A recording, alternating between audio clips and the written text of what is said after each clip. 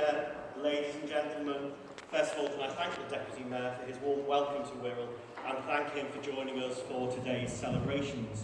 Welcome to Hume Hall and to the first of 3 award ceremonies taking place this week. We're delighted to be in Wirral to announce this year's award winners because, as many of you know, Wirral is home to Birkenhead Park, designed by Joseph Paxson and opened in 1847, the first publicly funded park in the world. In 1840, the Select Committee on the Health of Towns declared preventative measures were required for reasons of humanity and justice to the poor over conditions arising from the rapid expansion of urban populations.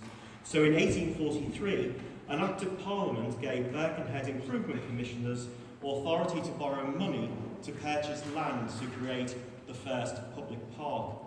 And now, over 175 years later, the message is still the same.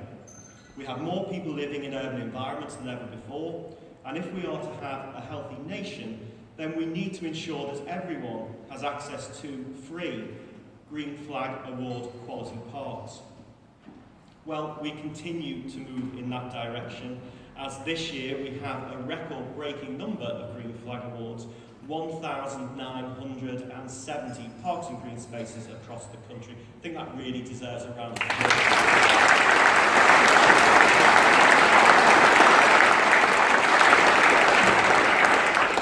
That's 4% more green spaces than last year holding a Green Flag Award, and joined by 126 sites in 13 countries around the world, including for the first time this year parks in Portugal and in Mexico. So the scheme is rapidly becoming a great British export. It's great to see 101 Green Flag Award winners achieving Green Heritage Site, which encourages people to recognise, conserve and enjoy the history of their green spaces. And I'd particularly like to thank Historic England for their continued support of the accreditation. We're also pleased to see 312 of our winners achieve the Green Flag Community Award. This year, a fantastic increase of 7%.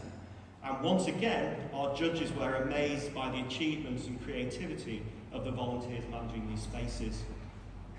We continue to partner with Fields in Trust, and we hope that one day not only will all our green spaces be a Green Flag Award standard, but protected for future generations.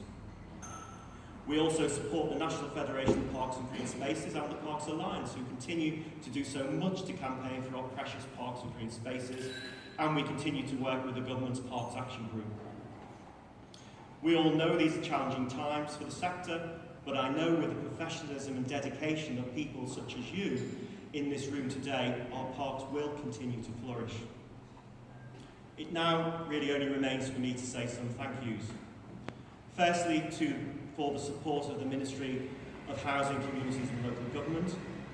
And I'd also like to thank Wirral Council and Port Sunlight Village Trust and all the staff here at Hume Hall for their help in organising today's event. And thank you to all our speakers and award presenters who are yet to do their work. And of course, a big thank you to all the 700 plus volunteer Green Flag Award judges, as without you, the scheme would simply not be the success that it is today. And now that success is being seen across the world. All our judges are members of a judges association, and I'd also like to acknowledge them for their support. Please, can I ask you to join with me in thanking all our Green Flag Award judges. Now, can I ask all the Green Flag Award judges who are here today to stand, please?